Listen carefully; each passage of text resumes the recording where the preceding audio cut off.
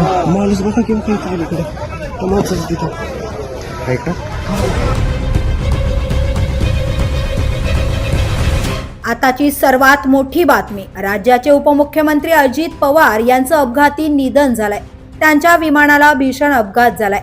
बारामती येथे विमानाचे लँडिंग होत असताना हा अपघात झालाय. या अपघातात विमान पूर्णतः जळून खाक झालाय. आज बारामतीमध्ये उपमुख्यमंत्री अजित पवारांच्या 4 सभा होणार होत्या.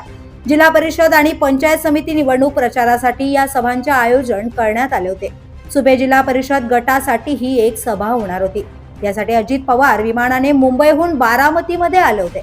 मात्र विमानाचे लँडिंग होत असताना हा अपघात झाल्याची माहिती समोर येते.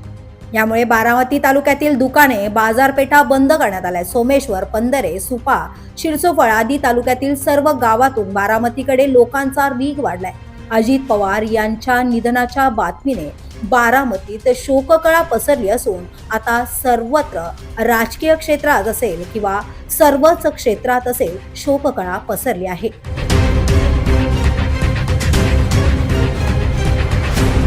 The police news bureau, Mumbai.